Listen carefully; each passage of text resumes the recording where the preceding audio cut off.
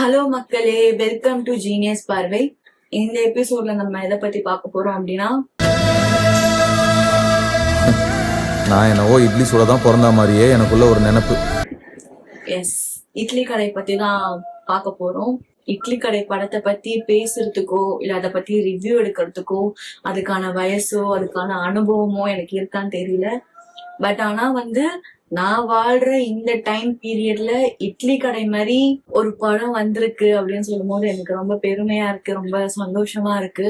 இட்லி கடை படம் எதை பத்தின படம் அப்படின்னு உங்களுக்கு ஃபர்ஸ்ட் 20 மினிட்ஸ்லயே நமக்கு புரிஞ்சிடும். அந்த ஃபர்ஸ்ட் 20 மினிட்ஸ் எப்படி இருக்கும் அப்படின்னா நம்ம மனசையே போட்டு உருக்கி எடுத்துரும். நாகேஷ் சார் கூட ஒரு டைலாக் சொல்வாரு, இவன் அடிக்கல உதைக்கல ஆனா என் மனசை மட்டும் கொத்த உருகி எடுத்துட்டு போறான் அப்படின்னு சொல்லுவாங்க இல்லையா. அதே மாதிரிதான் இருக்கும் ஃபர்ஸ்ட் அந்த 20 மினிட்ஸ். தனுஷ் அப்படின்னு நேம் வரும்போது கத்தி அமைதியான சவுண்ட் கடைசி வரைக்கும் ஃபுல் தியேட்டர் பின் டிராப் சைலண்ட்ல இருக்கும். இட்லி கடை ஏன் இவ்வளவு ஸ்பெஷல் அப்படின்னா ரைட்டிங் அண்ட் ஸ்கிரீன் பிளேவாவே இது ரொம்பவே டிஃப்ரெண்டா இருக்கு. தனுஷ் ரொம்ப டீட்டெயிலா ஒர்க் பண்ண மாதிரி இருக்கு. நமக்கு இட்லி கடை பார்க்கும் போதே நமக்கு தோணும்.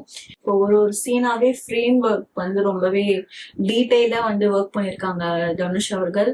இதுல நிறைய சீன்ஸ் நமக்கு ரொம்பவே ஒரு இம்பாக்ட் கொடுக்கும். நான் ஃபர்ஸ்ட் ஒரு 20 மினிட்ஸ் சொன்னேன் இல்லையா, அந்த ஃபர்ஸ்ட் 20 மினிட்ஸ் நீங்க படத்தை பார்த்துட்டு ஒரு நிலைக்கு போவீங்க, அழுது முடிச்சுட்டு ஒரு நிலைக்கு போவீங்க. அது முடிச்சு போகிறதுக்குள்ளேயே ஃபர்ஸ்ட் ஹாஃப் டக்குன்னு முடிஞ்சிடும், செகண்ட் ஹாஃப் வந்துடும். ஒரு பிளாஷ்பேக் சீன் வரும். அந்த சீன்லாம் நம்ம மனசே போட்டு உருக்கி எடுத்துரும். நம்மளோட ஃபீலிங்ஸ் கண்ட்ரோலே பண்ண முடியாது. அந்த மாதிரி ஒரு எமோஷன்ஸ் அந்த சீன்ஸ் எல்லாம் கொடுக்கும். அதே மாதிரி தனுஷ்க்கு கனவு வர ஒரு சீன் வரும்.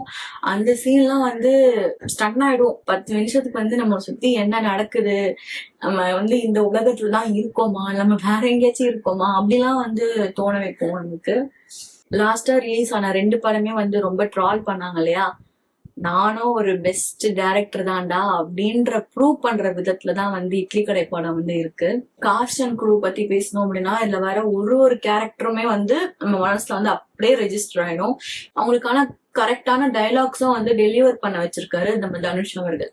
அதே மாதிரி ஸ்கிரீன் பிளேவா கூட இந்த படம் ரொம்ப டிஃப்ரெண்டா இருக்கு. அதாவது ஒரு சாவுல அந்த புரணின்னு ஒண்ணு பேசுவாங்க இல்லையா, அதெல்லாம் கூடமே கரெக்டா நோட் பண்ணி வச்சிருக்காரு. சாவு சீன்ஸ் எல்லாம் பார்க்கும்போது ஆமால இப்படிலாம் பேசுவாங்கல்ல அப்படின்ட்டு நமக்கே தோணும்.